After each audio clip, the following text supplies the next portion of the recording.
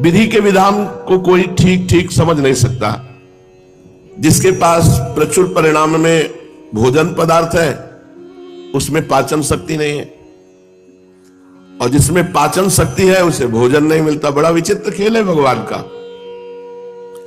एक विद्वान है ऐसे अद्भुत, घर में खाने की व्यवस्था नहीं, और जिसमें न विद्या है, न बुद्धि है, न तेज है, न बल है, अपार धन वैभव। भगवान की लीला बड़ी विचित्र है। आवश्यकता से अधिक अर्थ भरा पड़ा है। जहां संतान है वहां धन नहीं है, और बड़े धनी है और एक को लड़का नहीं। बड़ा विचित्र भगवान का खेल है। कवि ब्रह्मा जी की सृष्टि रचना में बड़ी भारी भूल देख रहे हैं। देखिए स्वर्ण कितना सुंदर है, अगर उसमें सुगंध होती तो ब्रह्मा जी भूल गए। अगर स्वर्ण में सुगंध दे देते तो क्या कहना था। ईख के डंडे में जब इतनी मिठास है तब यदि उसमें फल लगता तो कितना बढ़िया होता। सोने में सुगंध नहीं दी, ईख में कोई फल नहीं दिया। ब्रह्मा जी बड़ी भूल कर गए। जब चंदन की लकड़ी में इतनी सुगंध है तो उसमें फूल होता, चंदन का फूल, तो कितना बढ़िया होता। ये भी ब्रह्मा जी भूल गए। विद्वान लोग बिना रुपए पैसे के ही अपनी वाणी से आकाश पाताल सब एक कर देते हो। कहीं उनके पास धन होता तो विद्वानों को धन देना भूल गए, चंदन में फूल देना भूल गए, ईख में फल देना भूल गए, और सुवर्ण में सुगंध देना भूल गए। जितने भारी विद्वान होंगे उतने दरिद्री होंगे, धन की कमी। और जितना भारी तेजस्वी होगा महात्मा उतने कम आयु वाला होगा, जवानी में पधार जाएगा। जितने बड़े बड़े महात्मा हुए कम आयु वाले हुए। हमें लगता है ब्रह्मा जी ठीक से अगर सृष्टि बनाते तो बढ़िया रहता। किसी कवि ने कहा कि गंधा सुवर्णे फलमिक्षु दंडे नाकारी पुष्पम खलु चंदनेशु विद्वान धनाढ्यो न तो दीर्घ जीवी धातु पुरा कोपि न बुद्धि दधो भूत। ब्रह्मा जी हमें लगता है जल्दी में गड़बड़ी कर गए। ब्रह्मा जी जरूर ही ये गड़बड़ी कर गए। विद्वानों को निर्धन नहीं बनाना चाहिए, विद्वानों को धनी बनाना चाहिए। पर विद्वानों को अन्य पुरुषों के आश्रित रहना पड़ता है। देखा आपने, देखा है महाभारत पूरी कंठस्थ, महाभारत पूरी कंठस्थ। उनको ऐसे बैठ जाए तो श्लोक सहित बोल और फटी धोती पहले। भोजन के लिए कोई दूसरा ही निमंत्रण उनको देगा, मतलब भारी धन की हानि और विद्वता चरम सीमा की। ऐसा ही कुछ महाप्रभु के घर में था। विद्वता, ज्ञान, वैराग्य, भक्ति की मूर्ति है महाप्रभु। अब बूढ़ी मैया है, कोई पूर्व की प्रॉपर्टी नहीं है, अब ब्याह हो गया है तो अर्थ की आवश्यकता है। उस समय ऐसा नहीं था कि संस्कृत पाठशाला में बड़ी भारी दक्षिणा मिलती हो, जैसे अब पेमेंट सरकारी मिलते, ऐसा नहीं था। अपनी अपनी पाठशाला है, कुछ जो कुछ उससे मिल गया, ऐसे कोई सरकारी पैसा थोड़ी मिलता था। अब ये तो कहो कि बड़ी सौम्य और सहनशील लक्ष्मी देवी थी, जो कभी अपनी कोई मांग ही महाप्रभु से नहीं की। जो कुछ घर में उसी से काम चला रहे। निमाई पंडित विद्वान थे, गुणवान थे, रूपवान थे, तेजवान थे, पर धनवान नहीं थे। सांसारिक धन नहीं था उनके यहां, निर्धनता का साम्राज्य था। किंतु निमाई पंडित को तनिक भी इसकी व्यथा नहीं थी कि मैं निर्धन हूं। उनके सामने किसी भी प्रकार की परिस्थिति उनको दुख नहीं दे सकती थी। यह भगवान में चित्त जोड़ने से होता है। निमाई को जरा भी परवाह नहीं थी कि हमारे घर में धन नहीं। उन दिनों योग्य और नामी पंडित देश विदेशों में अपने योग्य छात्रों के साथ भ्रमण करते थे। सदगृहस्थ ऐसे विद्वानों को धन दे दिया करते थे, पूजा करते थे, वस्त्र आदि दे दिया करते थे। कुछ विद्वानों ने निमाई से कहा कि आप भी थोड़ा भ्रमण करो, तो भ्रमण करने से कुछ विद्वता का प्रकाश होगा और धन मिल जाएगा, जिससे परिवार का पोषण होगा। तो निमाई की भी पूर्व बंगाल में भ्रमण करने की इच्छा हुई। उन्होंने अपनी माता की अनुमति से अपने कुछ योग्य छात्रों के साथ पूर्व बंगाल की यात्रा की। उस समय लक्ष्मी देवी को उनके पिता के घर में रख दिया। मतलब बड़ी विचित्र भगवान की बात है कि ऐसे महापुरुषों के घर में भी ऐसी अव्यवस्था, जबकि बड़े बड़े मूर्खों में खूब धन संपत्ति देखी गई। तो ये वैसा ही है जैसे भगवान प्रकट हो रहे हैं देवकी वसुदेव जी कारागार में। यही भगवान की बड़ी विचित्रता है। जिनका नाम ले ले तो भवबंधन मुक्त हो जाए, वो स्वयं आ रहे हैं और माता पिता बंधन युक्त है। श्री गंगा जी को पार करके निमाई पंडित अपने शिष्यों के साथ पद्मा नदी के तट पर राढ़ देश में पहुंचे। बंगाल में भगवती भागीरथी की दो धाराएं हो जाती हैं। गंगा जी की मूल शाखा पूर्व की ओर जाकर जो बंगाल के उपसागर में मिली उसका नाम पद्मावती है। दूसरी जो नवद्वीप होकर गंगा सागर में जाकर समुद्र से मिली उसे भागीरथी गंगा कहते हैं। ब्रह्मपुत्र नदी के और दक्षिण तट से लेकर पद्मा नदी पर्यंत के देश को राढ़ देश कहते हैं। पहले बंगाल इसे ही कहते थे। उत्तर तट को गौड़ देश कहते थे। दक्षिण तट को बंगाल या राढ़ के नाम से पुकारते थे, आज जिसे पूर्व बंगाल कहते हैं। गौड़ देश वालों से बंग देश वालों का आचार विचार भी कुछ कुछ भिन्न था और अब भी है। निमाई पंडित ने पद्मा के किनारे किनारे पूर्व बंगाल के बहुत से स्थानों में भ्रमण किया। जो भी लोग इनका आगमन सुनते हुए यथाशक्ति भेंट लाकर इनको समर्पित करते। वहां के विद्यार्थी कहते, हम बहुत दिनों से आपकी प्रशंसा सुन रहे हैं। आपकी लिखी हुई व्याकरण की टिप्पणी बड़ी ही सुंदर है। हमें अपने पाठ में उससे बहुत सहायता मिलती है। कोई कहते आपकी पदधूल से देश पावन बन गया। आपके प्रकांड पांडित्य की हम प्रशंसा ही मात्र सुनते थे, आपके गुणों की कौन प्रशंसा कर सकता है। इस प्रकार लोग भांति भांति से निमाई की प्रशंसा करते और पूजा करते। इनके साथियों को भय था कि पंडित जी यहां भी नवद्वीप की भांति चंचलता न कर दे, किंतु महाप्रभु देश काल को समझते थे। बहुत गंभीर बर्ताव। कई मास तक ये पूर्व बंगाल में भ्रमण करते रहे, किंतु एक मिनट भी कभी चंचलता नहीं की। कई महीने गंभीर स्वभाव, एक गंभीर पंडित की भांति सदा बने रहते थे। इनसे जो जिस विषय का प्रश्न पूछता उसे उसी प्रश्न के अनुसार यथावत उत्तर देते। यहां इन्होंने वैष्णवों की कभी आलोचना नहीं की, उल्टा भगवत भक्ति का सर्वथा प्रचार किया। इन्होंने लोगों के पूछने पर भगवान नाम का महात्म्य बताया, भक्ति की श्रेष्ठता सिद्ध की और कलयुग में भक्ति मार्ग को ही सर्वश्रेष्ठ, सुलभ और सर्वोपयोगी बताया। किंतु ये बातें इन्होंने एक विद्वान पंडित की हैसियत से कही थी। जैसे विद्वानों से जो भी प्रश्न करो उसी का शास्त्रानुसार उत्तर दे देंगे। भक्ति का असली स्रोत तो इनका अभी अव्यक्त रूप से छिपा ही हुआ था, उसके प्रवाहित होने में अभी देरी थी। फिर भी इनके पांडित्यपूर्ण उत्तरों से राढ़ देशवासी श्रद्धालु मनुष्यों को बहुत लाभ हुआ। वे भगवान नाम और भक्ति के महत्व को समझ गए। उनके हृदय में भक्ति का एक नया अंकुर उत्पन्न हुआ, जिसे पीछे से गौरांग की आज्ञा अनुसार नित्यानंद प्रभु ने प्रेम से सींचकर पुष्पित, पल्लवित, फलान्वित बनाया। इस प्रकार ये शास्त्रीय उपदेश करते हुए राढ़ देश के मुख्य मुख्य स्थानों में घूमने लगे। शाम को अपने साथियों को लेकर के पद्मों में स्नान करते, घंटों एकांत में जल विहार करते रहते।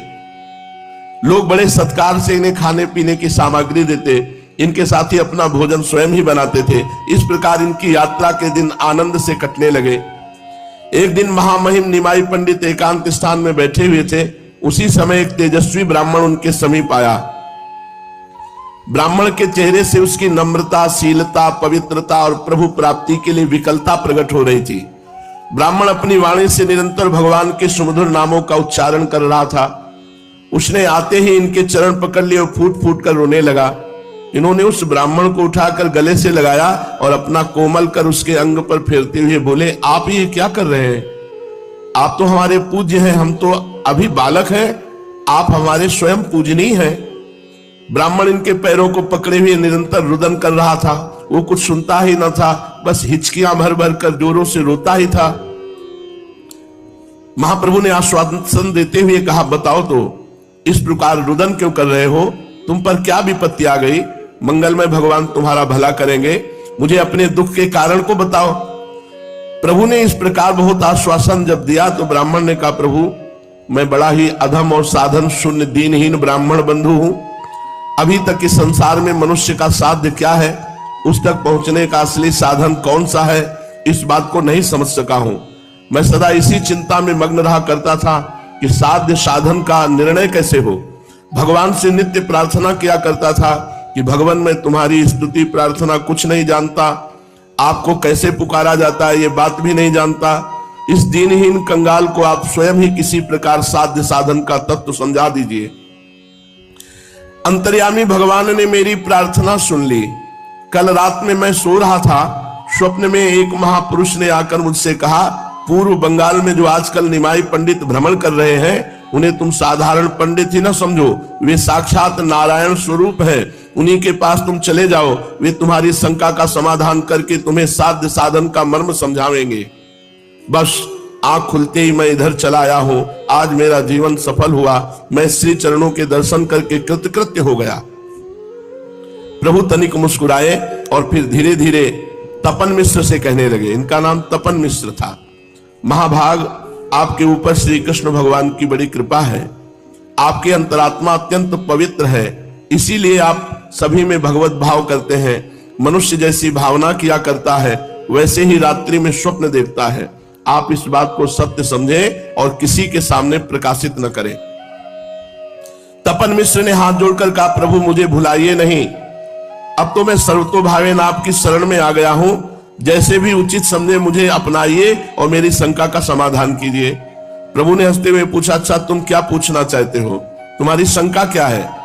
दीन भाव से तपन मिश्र ने कहा, प्रभु इस कलिकाल में प्राचीन साधन जो शास्त्रों में सुने जाते हैं उनका होना तो असंभव है। समयानुसार कोई सरल सुंदर और सर्वश्रेष्ठ साधन बताइए और किसको साध्य मानकर उस साधन को करें। प्रभु थोड़ी देर चुप रहे, फिर बड़े ही प्रेम के साथ तपन मिश्र से बोले, विप्रवर, प्रभु प्राप्ति ही मनुष्य का मुख्य साध्य है। उसकी प्राप्ति के लिए प्रत्येक युग में अलग अलग साधन होते हैं। सतयुग में ध्यान ही मुख्य साधन समझा जाता था। त्रेता में बड़े बड़े यज्ञों के द्वारा उस यज्ञ पुरुष भगवान की अर्चना की जाती थी। द्वापर में पूजा अर्चा के द्वारा प्रभु प्रसन्नता समझी जाती थी। किंतु कलयुग में केवल भगवान नाम, केवल भगवान नाम जप, भगवान नाम कीर्तन से ही भगवत प्राप्ति है। कृते अध्यायतो विष्णु त्रेतायाम यजतो मखई द्वापरे परिचर्यायाम कलौ तद्धरि कीर्तना।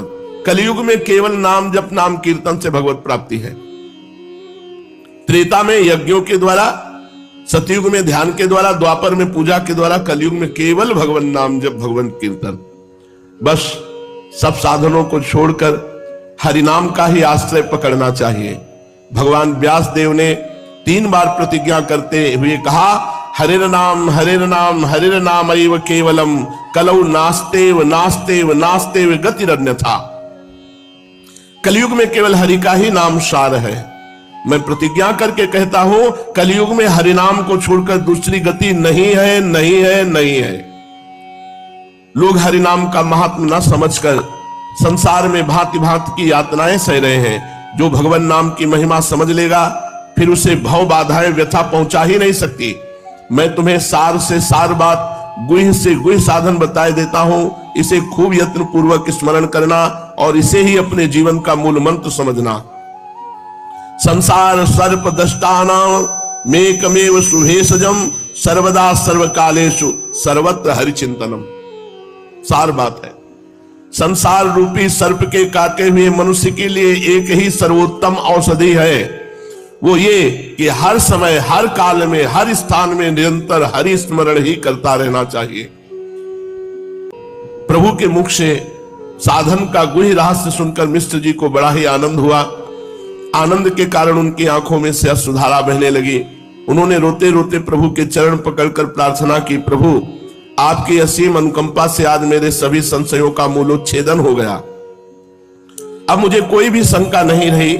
अब मेरी यही अंतिम प्रार्थना है कि मुझे श्री चरणों से पृथक न कीजिए, सदा श्री चरणों के ही समीप बना रहूं, ऐसी आज्ञा प्रदान कीजिए। प्रभु ने कहा, अभी नहीं, अभी काशी जाओ, काशी में जाकर निवास करो। कालांतर में हम भी काशी जी आवेंगे, तभी आपसे भेंट होगी और आपको वहीं काशी में जाकर रहना चाहिए। प्रभु की आज्ञा सिरोधार करके तपन मिश्र काशी को चले गए और इधर प्रभु अपने घर लौटने की तैयारियां करने लगे।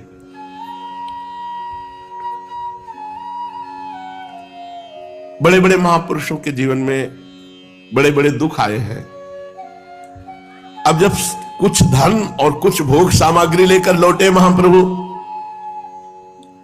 लक्ष्मी देवी जो प्राण प्रिय पत्नी है, गृह कार्य में दक्ष है, पति के मनोनुकूल है, पवित्र भार्या है, मीठी वाणी है और नाम भी लक्ष्मी है। सचमुच ये निमाई की लक्ष्मी है। पिता के घर में छोड़ गए थे। अब भगवान का ऐसा कि इनके हृदय में कह नहीं पाई थी, लेकिन पति के वियोग का बहुत प्रभाव पड़ा। जाते समय निमाई कह गए थे कि दुखी होने की बात नहीं है, मैं जा रहा हूं, शीघ्र लौट कर आऊंगा, कोई बहुत दिनों के लिए थोड़ी जा रहा हूं। लेकिन शायद वियोग इसलिए था कि लक्ष्मी देवी को महाप्रभु का दोबारा दर्शन नहीं होना था। जब महाप्रभु लौट के आए तो पता चला लक्ष्मी देवी के प्राण छूट गए। अभी तो नया विवाह हुआ था। लक्ष्मी देवी पति के वियोग में खिन्न चित्त से दिन गिनने लगी। उन्हें पति के बिना संपूर्ण संसार सुना ही सुना दृष्टिगोचर होने लगा। उन्हें संसार में पति के सिवा प्रसन्न करने वाली कोई भी वस्तु नहीं थी। प्रसन्नता का जो मूल है वो हृदय से अपने पति को मानते थे। इसलिए बहुत अंदर ही अंदर उदास बनी रहने लगी। उदासी के कारण अन्न जल भी छूट गया। विरह की ज्वाला में हृदय जलने लगा। उनके पिता ने चिकित्सकों को दिखाया, किंतु बेचारे संसारी वैद्य इस प्रेम रोग का निदान कर ही क्या सकते। बात पित्त कफ के सिवा वो चौथी बात जानते ही नहीं। इन तीनों से विलक्षण ही ये प्रेम विकार व्याधि है। इस कारण वैद्यों के उपचार से कोई लाभ नहीं हुआ।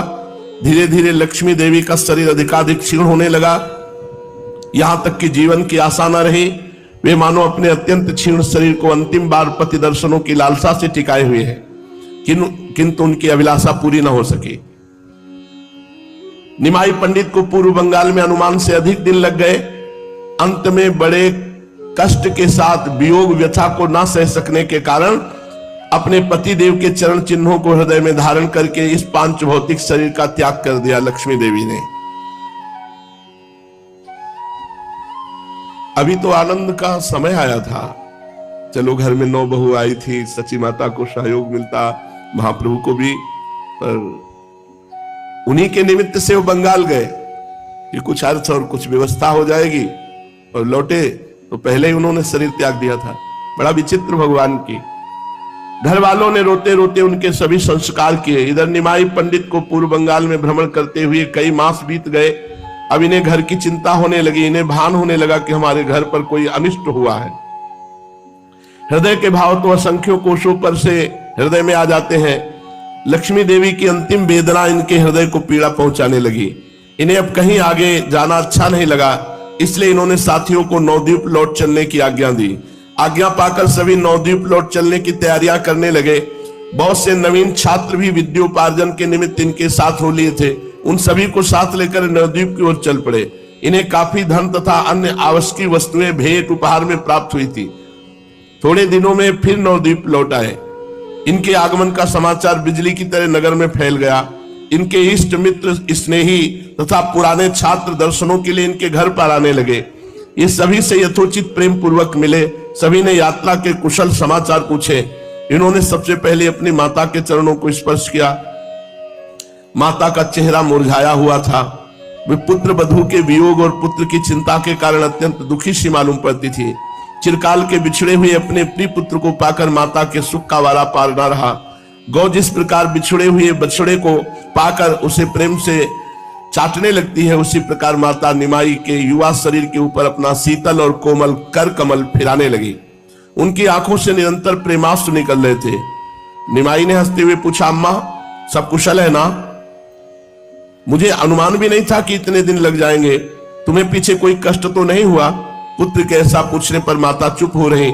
तब किसी दूसरी स्त्री ने बताया कि लक्ष्मी देवी का परलोक गमन हो गया है। सुनते ही महाप्रभु के चेहरे पर दुख, संताप और वियोग के भाव प्रकट होने लगे।